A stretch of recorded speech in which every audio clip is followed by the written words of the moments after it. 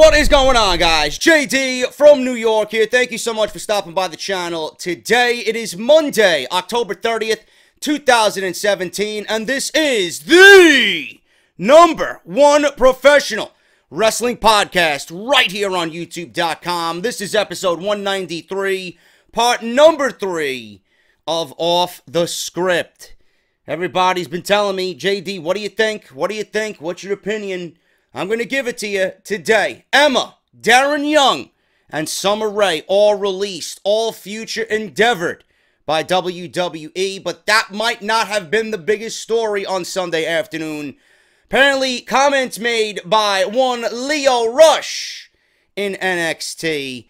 My boy Lio Rush making everybody in professional wrestling very, very, very fucking salty. And we're going to go over all that today as well, right here on the podcast. I got plans for Roman Reigns at the Survivor Series. What's Roman Reigns' status in WWE? I also have news on WWE's 25th anniversary of Monday Night Raw. We already talked about them coming to the Barclays Center on the go-home show for the Royal Rumble in 2018. Now, apparently, WWE is going to be having Raw on that night from the Barclays Center and the Hammerstein Ballroom, a.k.a. the Manhattan Center, where the very first Monday Night Raw was filmed. Also, news and rumors on Wrestlemania 35 location. So we're going to go over all that today as well. I got news on Kurt Angle, and WWE could have an opponent already lined up for him at WrestleMania 34 in New Orleans. And news on the King of the Ring returning to the WWE Network. All that plus so much more right here on Off the Script. If you guys are not doing so, please do so. Follow me on Twitter at JDFROMNY206. If you guys are not subscribed to the channel, please do that as well. Hit that subscribe button down below and turn on that bell for all notifications. We had Audible sponsor the podcast this weekend. We had Barbershop Window sponsor the podcast this weekend. We had Pro Wrestling Crate sponsor the podcast this weekend. Today, the podcast is being brought to you by Team JD over at Patreon.com. Thank you guys so much for supporting me on Patreon. Some cool stuff coming this week, man. I should have another off-the-script retro for the 1993 Royal Rumble up this week, plus a ton of Mario Kart footage is going to be up there as well. So make sure you guys are zoned in on the Patreon page. If you guys want to support, as little as $1 a month could go a very long way, man.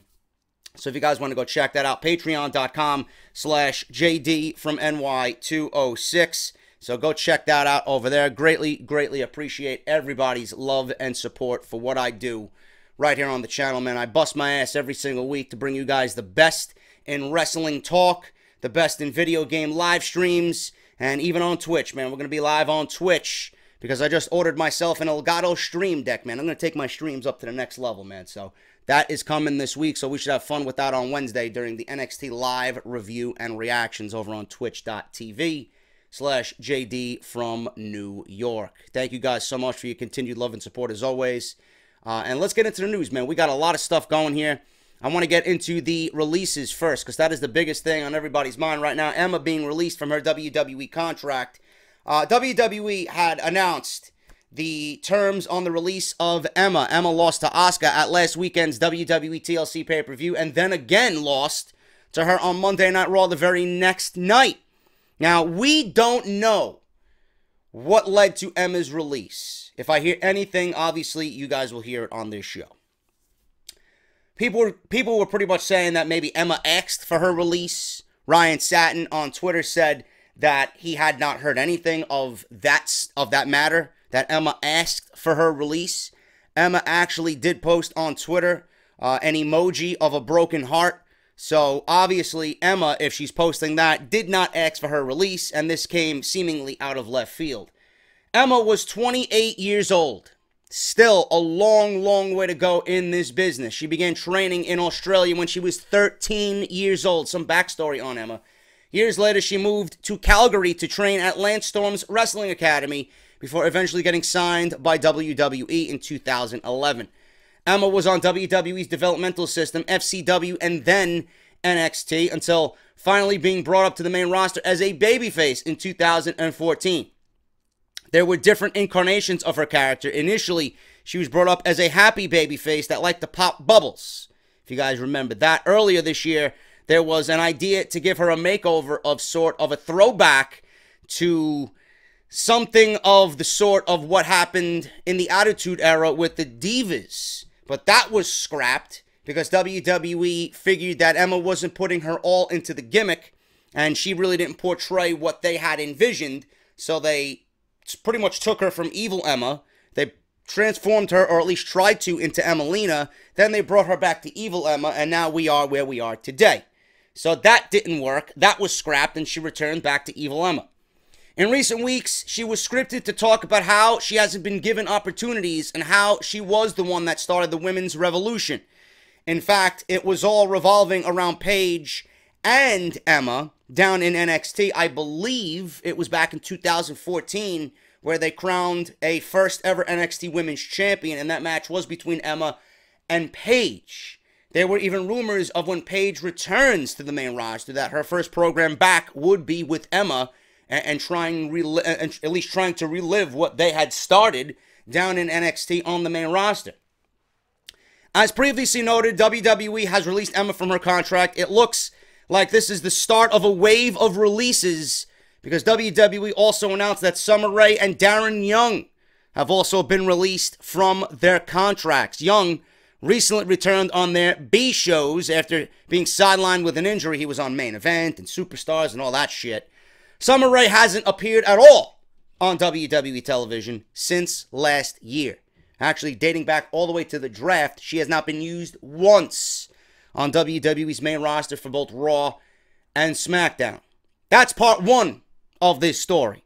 Part two of this story is what not to say on social media. Lio Rush already has heat in WWE because of his comment about Emma's release. Now, obviously, when someone loses a job and someone loses a form of income where they cannot provide for their family or for themselves anymore, it is a very, very sad thing to hear, okay? Lio Rush, being that he's 22 years old, and this is what people are not understanding. It's like they want to miscast this guy and treat him as some sort of outcast without realizing, A, he's brand new, B, he doesn't know the entire feeling in the WWE locker room yet, C, he's 22 years old. At 22 years old, mistakes will be made. So everybody coming down hard on Lio Rush should automatically assume that he's still young. I mean, he's just 1 year over the legal drinking age. Cut the kid some fucking slack. And we'll talk about that more in a second. But I do not agree with his actions. I do not agree with the way he came off on social media. It's never fun to hear about a WWE superstar losing their job, and the classy thing to do is wish them well in their future as they figure out what to do next. Apparently, Lio Rush doesn't know any of that and was making light of Emma being fired. That is not the right thing to do. He's getting heat on Twitter from all of his WWE colleagues from NXT all the way up to the main roster, including Bray Wyatt. So this was clearly a jab at the release of Emma. Rush wrote, and I quote, "I guess these are the things that happen when you're truly not ready for Asuka." End quote. So NXT superstars Peyton Royce, Buddy Murphy, Jack Gallagher even chimed in. Rosa Mendez, who's retired, chimed in. Peyton Royce says, "Wow, kid, didn't you just get here? Professionalism goes a long way." Then we got Rosa Mendez chiming in. "Show some respect. Have some class. You work for the same company. I'm so disgusted." Yeah, I was disgusted in your in-ring ability and the fact that they called you a wrestler too, Rosa Mendez. Stay out of your fucking business, or his business, or whatever business WWE has right now. Nobody matters, or you don't matter to anybody right now. Peyton Royce, again, like I said, she said what she said. We had Rosa Mendez chime in again to Peyton Royce. "Thank you, babe. Well said," with a heart emoji. We had Buddy Murphy chime in simply saying, "Oh, Leo, ... Bray Wyatt chimed in, "You ain't gonna make it here with the Wolves, kid." So Jack Gallagher also chimed in, apologizing because people didn't like your joke, because Leo Rush said it was a joke. Apologizing because people didn't like your joke, not for joking about someone losing their job. Also try the English classes at the Performance Center. Now, Leo Rush did issue an apology here to Emma and the joke he made about Emma's release. This is what he said, and I quote, and I will try to get through this the best that I can because there are grammatical errors. "At the end of the day, there's a certain level of respect within professional wrestlers in sports and entertainment industry that is noted within peers.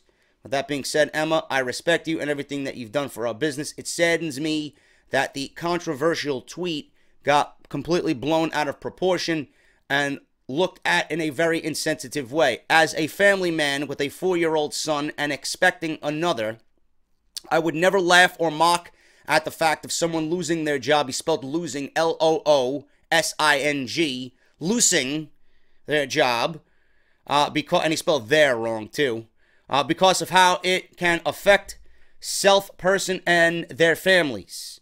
Whatever the situation may be regarding the release, you're an amazing performer and respected athlete by yours truly, and I'm sure you will excel beyond expectations. Excuse me. To my fans who have seen this as an inappropriate tweet, as well as Emma's fans, I apologize and I love you all regardless of the responses. On behalf of myself and the WWE, good luck. End quote. Now, William Regal also chimed in that mistakes happen.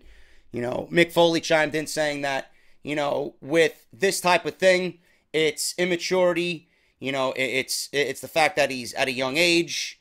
You know, mistakes will happen. He apologized for what he said. Let's all move on.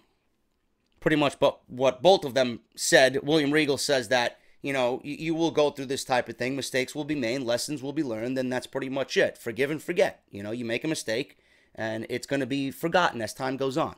Simple as that. But as far as what Leo Rush says, before we get back into the Emma release, I do not agree with what, you know, Ricochet even chimed in saying just simply, "Dude, ... You know, Dash from The Revival said, "So busy trying to be a comedian, you forget you're a dumbass." You know, it just spanned all over. People just coming at this guy left and right. You know, God forbid the fucking guy makes a mistake, you know. What he thought was a joke, you know. Others, obviously, being that they're friends with Emma and they know Emma personally and they feel for Emma losing her job and this was her dream job and she worked so hard to get there. Obviously, they're not going to take it as a joke. Leo Rush, you know, he's enjoying his newfound stardom in WWE. They picked him up. He's a highly touted prospect. He's 22 years old. You know, he may not be thinking that. He's living the life now in NXT. So what he thought was a joke was not a joke to other people, but he's 22 years old. Okay? I didn't get triggered by his comments. I don't know why anybody's getting triggered by his comments. Were his comments wrong? Yeah. You know? But he did take the time out of his day to apologize. He knows what he did wrong, and let's all move on from it. You know, Oney Lorcan even chimed in saying that he will pay when he gets Leo Rush in the ring, as if he's going to, you know, teach him the ways of the old school, you know. That's going to be interesting to see. So I'm going to be keeping an eye on Leo Rush if he gets paired with Oney Lorcan on a random TV taping of NXT. That's going to be very interesting to see, and how Oney Lorcan reacts to Leo Rush. But he's 22 years old. Move the fuck on. Everything that's said on social media, honestly, is blown out of proportion, okay? Everything triggers everyone so easily nowadays. Nobody has a set of balls. Everybody has to walk on eggshells with everything that's said. He made a fucking mistake. Mind your own fucking business. Let the people who are in charge of Leo Rush handle Leo Rush appropriately. Does he need to be fired like some people were saying? No. Does he need to be suspended? No. Does he need to be docked pay? No. This is a simple learning lesson. You're going to take him into the office. You're going to sit him down. You're going to have him go through some fucking hazing. He's going to get his ass kicked at the Performance Center. He's going to get his ass kicked on NXT. He might be jobbing here and there for the foreseeable future. But Lio Rush's future is not in question. He's not in question. So I don't understand why everybody's coming so hard down on Lio Rush. A fucking mistake was made. Words were said that shouldn't have been said. Move the fuck on. There's more important things in this world to be concerned about than what Lio Rush is saying on fucking Twitter. Okay? So that's that. Number 2. Everybody fucking crying a river of tears about Summer Rae being released and Darren Young being released and Emma being released. Okay? Who gives a shit? Honestly, who gives a shit? Are you paying their bills? So shut the fuck up. People coming out of nowhere like they're not going to watch the product anymore because Summer Rae is not there and Darren Young is not there. Do you realize that Summer Rae has not been on television all fucking year? Was Summer Rae misused? Yes, Summer Rae was misused. All WWE seen from Summer Rae was a valet. Summer Rae hasn't done anything since her time with Tyler Breeze when he got called up. Before that, she was paired with Ruru and Rusev. And that's all you know of Summer Rae on the main roster. She was never given an opportunity to wrestle. She was never given ample time to showcase what she can do in the ring because WWE, as always, with anybody that comes up from NXT, they just don't care. If they don't like you and NXT does, that's the way it is. If you find success on NXT, that does not guarantee you're going to find success on the main roster. Was she not given the opportunity to showcase what she has? Absolutely. Absolutely. But are you going to miss Summer Rae on the main roster? Fuck no. So while you're crying about Summer Rae being released, who the fuck cares? Who cares? Same thing goes with Darren Young. Were they doing anything with Darren Young? Were you interested in Darren Young when he was on television last? Did you even know Darren Young was still employed with the WWE? Did WWE have plans moving forward for Darren Young that he's cleared to wrestle? No! So why is there complaining about WWE releasing Summer Rae and Darren Young? It's dead weight. It's dead weight. Everybody's expendable, right? Everybody could be replaced, right? Yeah. So don't fucking worry about it. The one thing we need to be upset with is not even the release of Emma. We don't have to be upset with the release of Emma. This was a long time coming. Is she going to find work? Yes. Of course she's going to find work. She's too good not to find work. She's 28 years old. Justin LeBar always mentions it's about timing. Emma is at an age where she can disappear and go on the independents for 2 or 3 years, come back at still a young age, not even in her prime yet, and come back and make an impact if WWE wants. The fact that she's released from the WWE doesn't mean that we're not going to see Emma back in the WWE. A lot of people get released and come back around, you know? And I'm going to use this name as a bullet point here. I don't watch New Japan. I don't watch New Japan Pro Wrestling at all. But when Juice Robinson was down in NXT, what was he doing down in NXT? What was he doing as a WWE superstar? He was carrying around fucking cardboard signs about, you know, don't pollute the earth and love and peace and all this shit, right? Now look at him in New Japan. He's fighting for the IWGP Intercontinental Championship. He's reinvented himself. He's become a well-respected athlete and superstar over there. Now, how long has he been gone from WWE? What is it going on? 3 years now? 2 years? Who gives a shit? The fact that he's gone over there and reinvented himself, don't you think that WWE is seeing what he's done and how he's transformed? Don't you think that WWE is going to want someone like that back in NXT or back in the WWE when the time is right? It's all about timing. WWE, and I don't know why they didn't have anything for Emma. You know, she went through multiple transformations. Maybe this is what she needs. You know? When they brought her up, they paired her with Santino, right? And she was popping fucking bubbles. Horrible. Absolutely horrible. Then they had Evil Emma down at NXT, which everyone loved because she showcased what she could do in the ring. And by the way, you know, it is amazing to me how WWE seemingly releases Emma but still employs Dana Brooke. Now, if that's not a company that has their head so far up their ass, I don't know what to tell you. How Emma is released, but Dana Brooke is still employed. If you want to cut dead weight, she's at the top of the list. Darren Young and Summer Rae were dead weight. Dana Brooke adds absolutely nothing to WWE, but you want to release Emma at the end of the day. I don't understand that. So, WWE releasing Emma, it's all about timing. She went to Evil Emma down at NXT. They brought Emma up to WWE. They broke her away from Dana Brooke. Then she got hurt. Then she went through Emelina. Then she came back. You know? She's been a product of injury, and she's been a product of terrible fucking booking. You know? And I don't know why that is.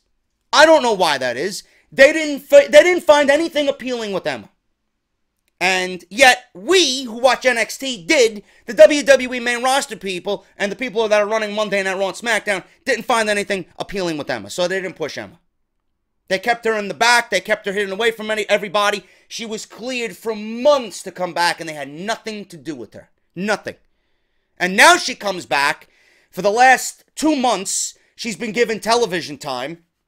You put her on television. You have her win a seemingly fucking worthless battle royal in which all she was going to get was a loss to Asuka anyway. There was signs of hope where they put her in the ring with Asuka. She got 50 to 60% of the offense in both of those matches. And then she's released. So what I want to know is if WWE, and don't tell me that they didn't know what they were doing.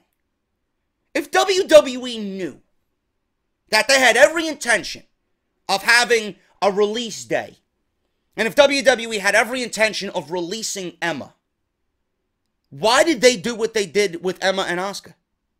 If they had every intention of letting Emma go, why wasn't this match a 1-minute squash? Why wasn't both of these matches a 1-minute squash?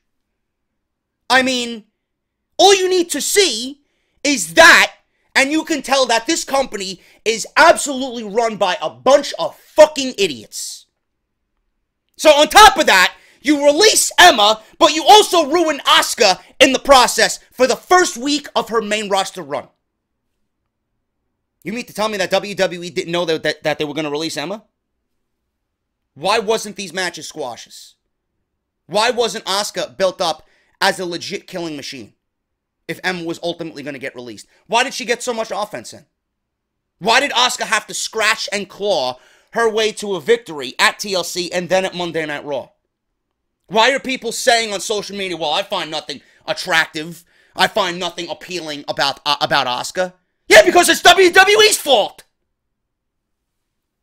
No, but then you want to fucking cry over Emma's release. I don't give a fuck that Emma's released. I give a shit about what's going on now. I give a shit about the story and the booking of this terrible fucking program. You want to cry over Emma being released, but I see nobody mentioning the fact that Emma was released, but they gave her 60% of the offense in Asuka's matches. Get your priorities right. I am so sick of people not opening their eyes to what they are watching. Emma will be back. Emma will be back. I believe that. She's too good to not achieve success anywhere she goes. She'd go to Ring of Honor. She'd go to Stardom. She'd go to Shimmer. Whatever. Doesn't matter. She's going to get to do what she loves to do. She's going to get to do what she wants in this business, and that is to wrestle. Wrestle. Emma is going to sell t-shirts. Emma is going to be her own businesswoman. Emma is going to wrestle. Emma is a former WWE superstar. With that comes a big payday and a lot of attention on the indie scene because you were already on the grand stage. You already had a Wrestlemania. You wrestled for the biggest promotion in the world. So with that comes a platform where she was already known and people will want to see her. People will want to get her booked on shows. Emma will be fine.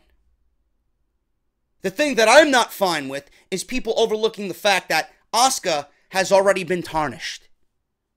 You know, WWE did the squash matches with Nia Jax, right? They had these bums come out there every single week to build up Nia Jax as this monster and a dominating heel in the women's division, right?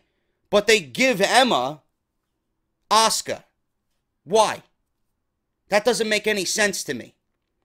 If you're going to book an established superstar from NXT who's got all the hype surrounding her with the 523-day women's title reign, who's undefeated, and you're going to put her against another established star, what does that do? They're going to cancel each other out. They're going to cancel each other out. Unless you are going to put Emma over in that situation and build that established star, it doesn't make any sense. Or if you're going to put Emma over in an upset to establish her star or her superstardom, it doesn't make any sense. You're ultimately just canceling each other out. You know? Emma, you know, got 60% of the offense in those matches, and Asuka barely even showcased what she had. You know, she did her moves here and there, but it wasn't anything that people were going to be excited about. They weren't looking forward to seeing Asuka the next time.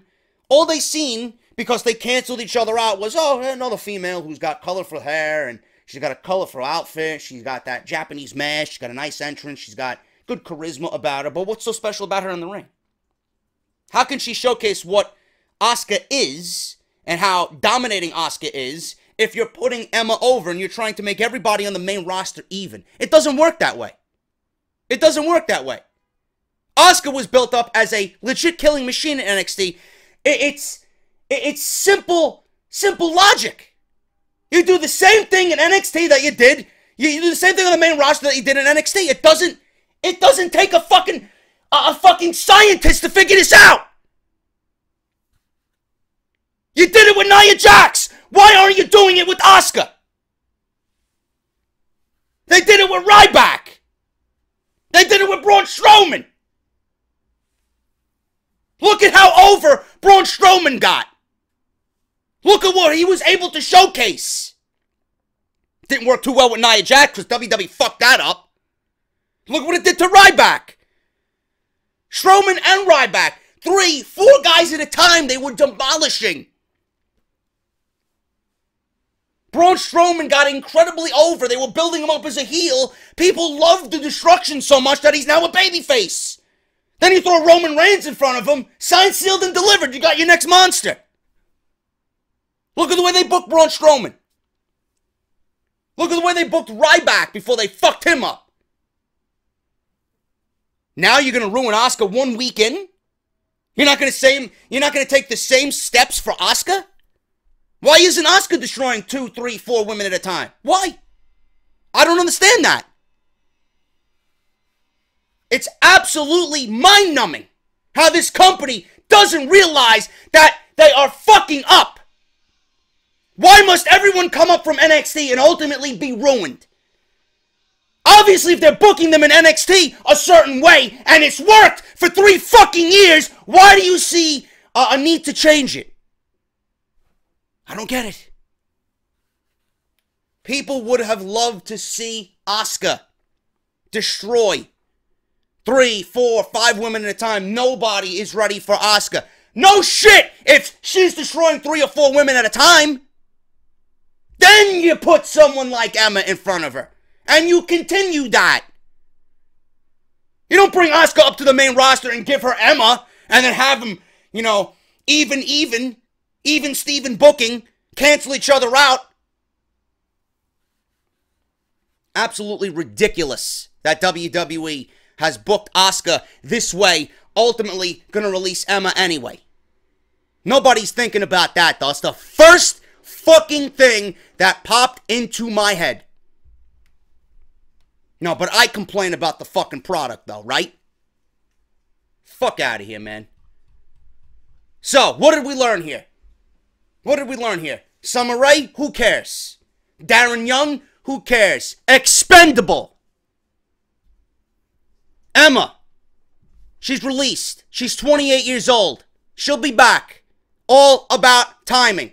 There wasn't anything for her there. WWE didn't see anything in her there. WWE, just like everybody else that they had in the company, didn't see anything in those people when they were with the company. Now, you ask WWE, oh, what do you think of Cody Rhodes? Oh, I'd love to have Cody Rhodes back.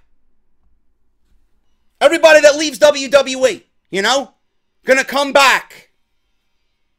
It's a vicious circle. They will always come back. She will have her time again to shine. Don't worry. I'm upset that they released her. I'm more upset that Asuka had to suffer in the meantime because of WWE's illogical fucking mindset. That's all I'm going to say about that. Moving on here, man. We got WWE plans for Roman Reigns at the Survivor Series. Now, Roman Reigns, as you guys know, was forced out of the TLC pay-per-view after news broke that he had contracted a viral infection. PW Insider was claiming that Roman Reigns had contracted the mumps. This nixed the Shield reunion that was supposed to take place at that event. It has been reported that Reigns, like I said, contracted the mumps.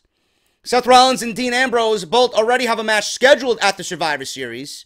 They will be going into Survivor Series in a non-title match, champion versus the Usos. So what will Reigns be doing at the event?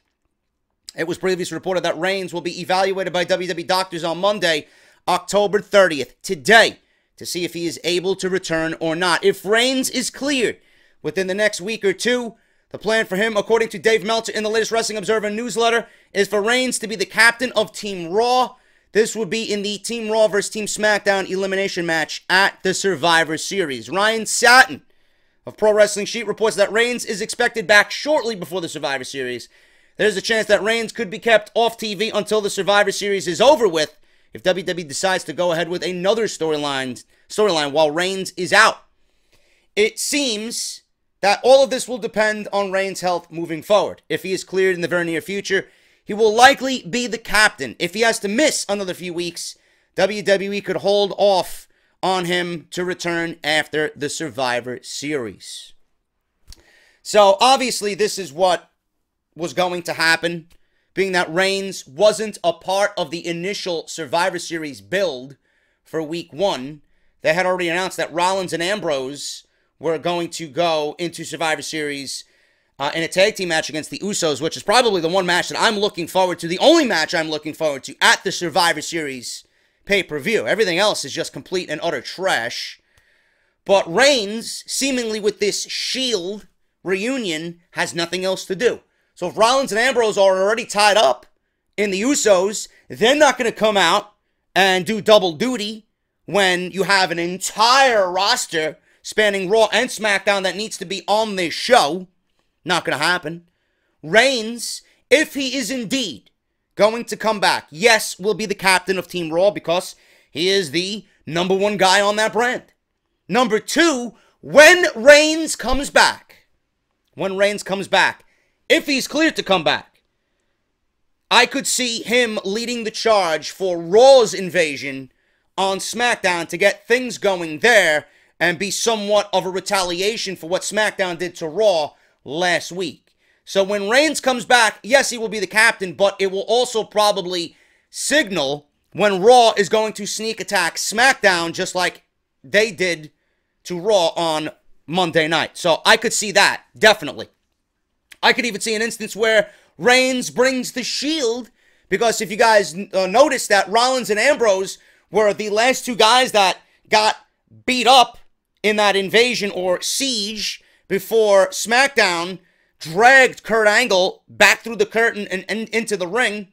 I could see the Shield just show up on SmackDown Live and pretty much pay retaliation to Shane McMahon and do the triple powerbomb, leaving Shane McMahon in the ring. I could definitely see that as well. But Reigns will be the captain, and Reigns, when returning, will probably signify the invasion on SmackDown, courtesy of Monday Night Raw. So that's all I'm going to say about that. But Roman Reigns, we don't know. If he's not going to be back this week, which I don't expect him to, I most certainly expect him back next week. Because you know WWE wants Roman Reigns during the Survivor Series build. They don't want Reigns sitting out of the Survivor Series. So that's what's going on with Roman Reigns and the plans going forward into the Survivor Series in just 3 weeks. WrestleMania 35 location and the rumors of the location of WrestleMania not next year, but the year after. Now, that we're getting towards the end of the year, this is usually when we start hearing about the rumblings about WrestleMania locations. 34 is already confirmed in New Orleans, obviously, but WrestleMania 35 is yet to have an official home. These are the latest rumors. The latest rumors making their way around the rumor mill on the internet is with this one leading the pack. Rumors suggest that WrestleMania 35 might be in Detroit. Also, New York City, Philadelphia are possibilities.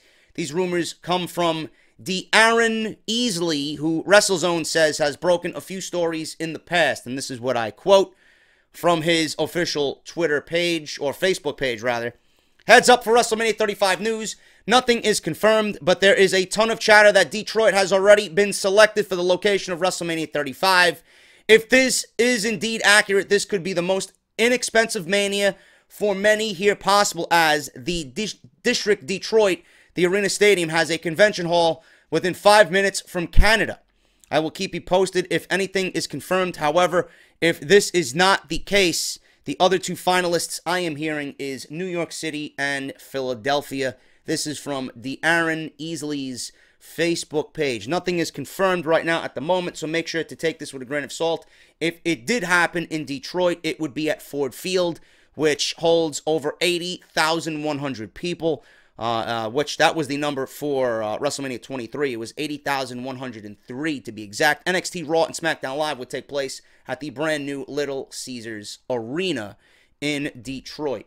New York City wouldn't be bad, man. I mean, all I got to do is take a quick trip over the George Washington Bridge, and boom, I am at MetLife Stadium. So there you go. I would love if it's in New York, but we're going to have to wait and see what happens with the rumors going around with WrestleMania. Philadelphia is going to be the home of the Royal Rumble this year. I'm going to try and make my way out there as well, just to get a feel for the Royal Rumble atmosphere that is going to be infecting Philadelphia and the beautiful city of Philadelphia. Detroit, you know, I don't know. We'll see what happens, man. I'm not really too keen on Detroit hosting WrestleMania, but we'll see what happens. I will keep you guys updated right here on Off the Script as it concerns WrestleMania rumors. There is a announcement as far as Raw goes, with some big names being announced for the go-home show for the Royal Rumble, which also is the 25th anniversary of Monday Night Raw. That will be in January of 2018. The January 22nd episode has been revamped as of this morning, including already confirming the appearances of a few legends. The show will take place at both the Barclays Center and now the Manhattan Center. How this is going to work, I don't know. This is WWE's announcement on the show. As first reported, and I quote, as first reported by the New York Post, the 25th anniversary of Monday Night Raw will emanate from the Barclays Center and Manhattan Center in New York City on Monday, January 22nd, 2018. The air live on USA Network at 8, 7 Central. Tickets are available for each event starting this Friday, November 3rd, through Ticketmaster outlets at Ticketmaster.com.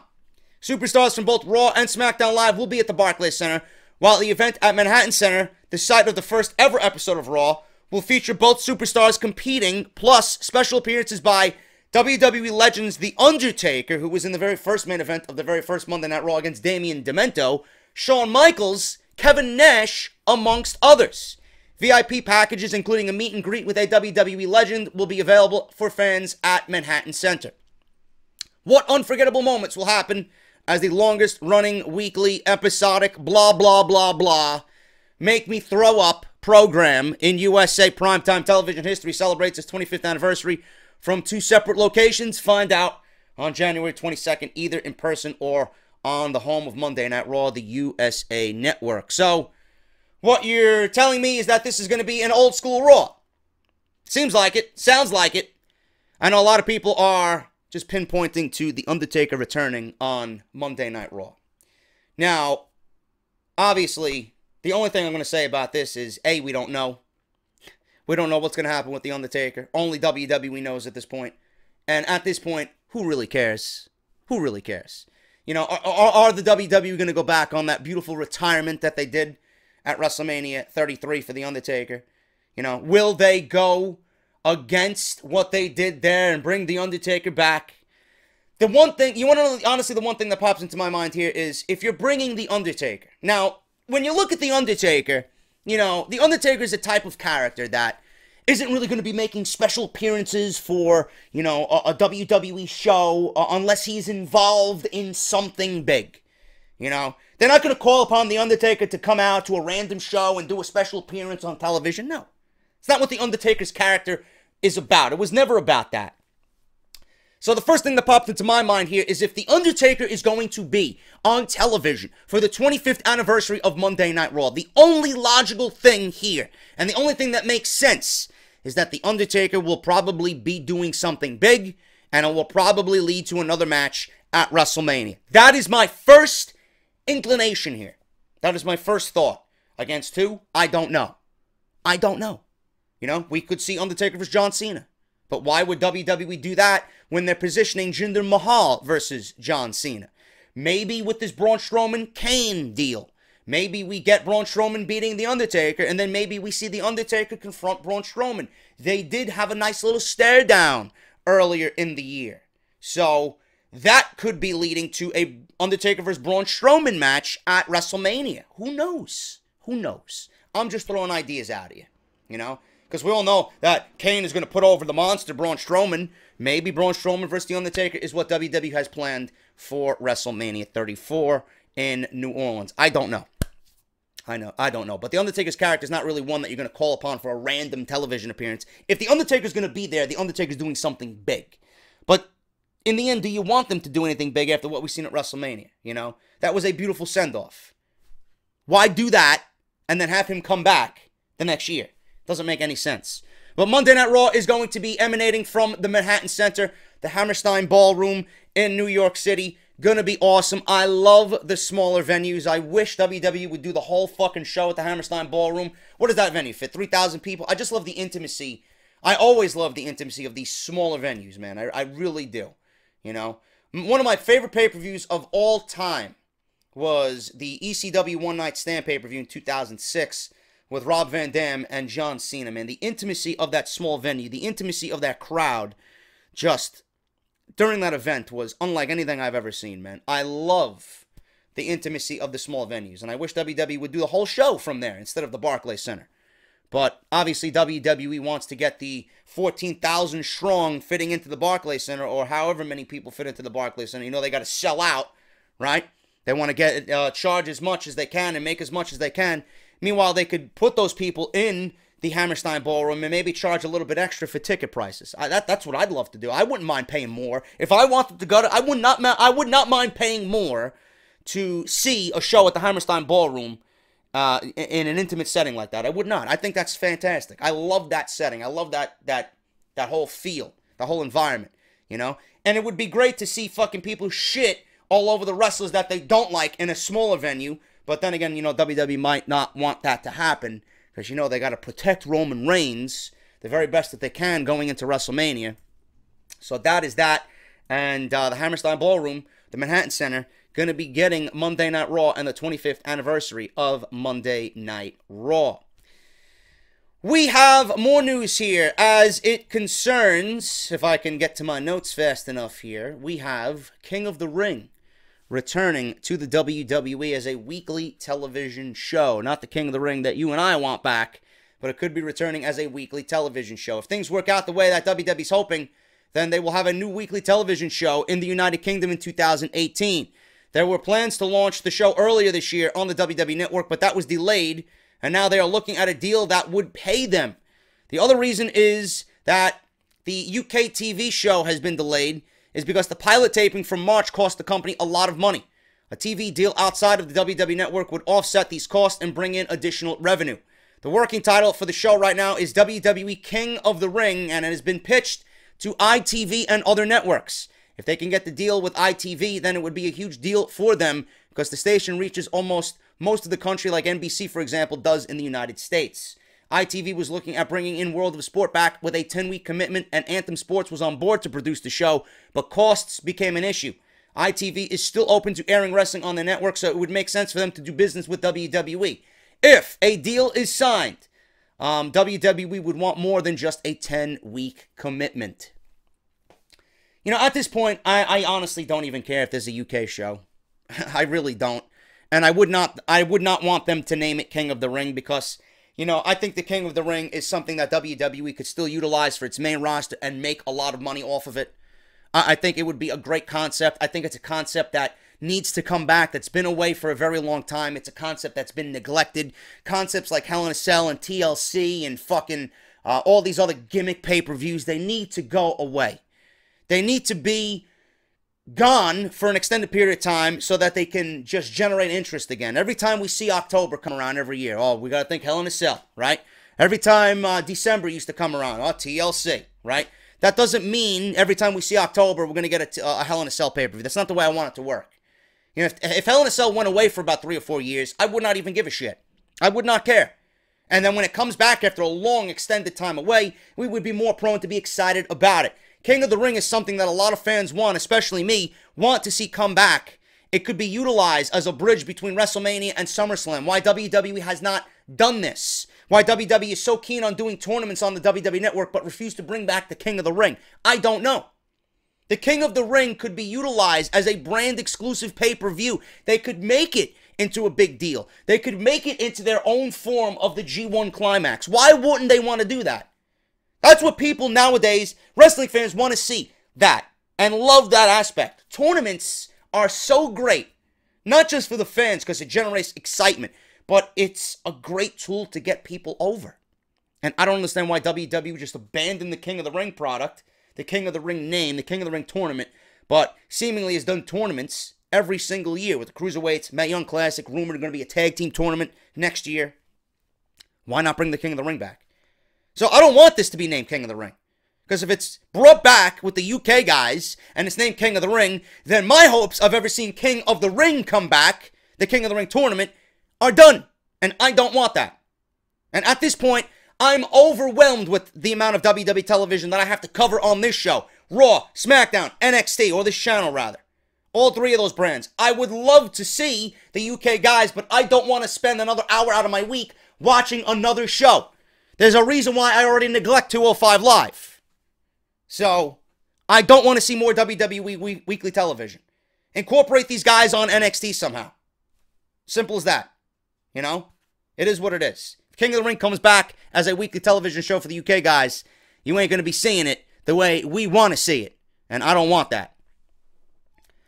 Finally, guys, we're going to end with this. WWE officials already have a massive match planned for Kurt Angle at WrestleMania 34. The WWE Universe was shocked when Kurt Angle's in-ring return was announced at TLC, seemingly on 2 days' notice. Immediately, there was a lot of debate about why the decision was made for him to return with almost no build-up or time to promote the event. It was reported shortly after Angle's performance at the event that WWE officials didn't even consider anyone else to replace Roman Reigns because they felt Kurt Angle gave the pay-per-view a marquee feel, especially with it being his long-awaited return to the ring after 11 years. Regardless of the reasons, Kurt Angle seems to be an honorary member of the Shield alongside Ambrose and Rollins, who went on to defeat The Miz, Cesaro, Sheamus, and Braun Strowman along with Kane. The WWE Universe was ecstatic to see the Olympic hero back in the WWE ring, and it answered any big questions about his health status. However, WWE fans just want to know when Kurt Angle's next match will be. It's being reported that despite the sudden announcement for him to make his in-ring return at TLC, WWE officials are planning his return long before, or were planning his return long before the pay-per-view. Plans may have changed a bit, but the powers that be already have something massive planned for him at WrestleMania 34. It seems that WWE officials are just working on now how to get him to WrestleMania and plans for creative on WWE television. But a huge name will face Kurt Angle. Now, as rumors go, right now, the names in contention that are being considered are AJ Styles, Finn Balor, Seth Rollins, and Triple H. A huge match for Kurt Angle was never in doubt, but there is a lot of speculation about him wrestling before the grandest stage of them all in April. It's being rumored that he could be one of the 5 members of Team Raw versus Team SmackDown at the Survivor Series, because they did leave that door open for Shane to be leading his team, and then Angle to be leading his team. Angle even Instagrammed a picture of a new ring gear that he got made. So we really don't know yet. You know, it could be saved. It should be saved for WrestleMania, but they did leave the door open to interpretation on Monday Night Raw, where Shane confronted Kurt Angle, you know. So we'll see what happens with that if both, you know, commissioners of Raw and SmackDown will be leading their teams. Now, he could also be at the Royal Rumble, which I would not do. But WWE officials were forced to make a big decision heading into TLC after Roman Reigns went down with the mumps. Kurt Angle could finally step back into a WWE ring, but it's just a matter of time before he has a singles match against a top opponent. That is what the WWE fans want to see at WrestleMania. AJ Styles, nope, out of the question. He's reserved for Shinsuke Nakamura. Seth Rollins, nope. Common logic states that his ideal opponent at WrestleMania will be Dean Ambrose. Triple H, I don't want to see Triple H wrestle anymore. I don't want to see Triple H have his typical, usual, every year WrestleMania match. I don't care.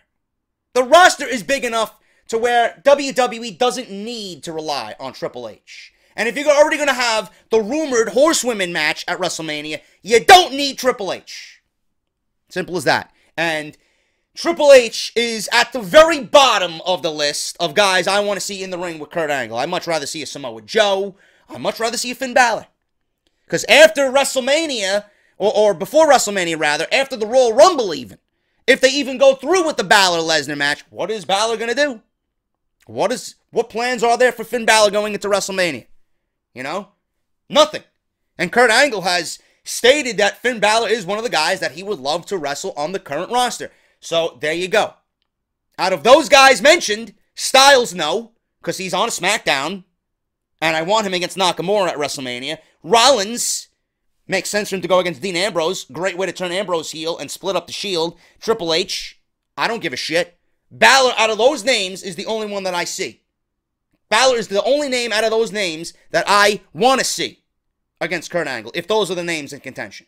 Everybody else does not make sense.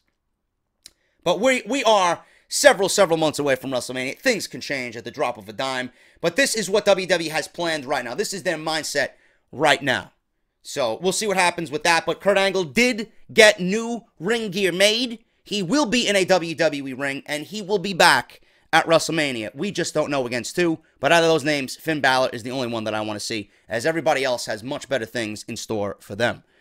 And that is Off the Script this Monday, guys. Thank you so very much. Hope you enjoyed the video. Hope you enjoyed my views and opinions on everything here. I will be back tonight for Monday Night Raw review. Until then, I am JD. Thank you guys so very much. Hit that thumbs up. Follow me on Twitter at JDFROMNY206 and hit that subscribe button down below and turn on that bell for all notifications. Thank you guys so much, and I'll see you guys tonight for Monday Night Raw as we head into week 2 of the Survivor Series build. I'll talk to you later.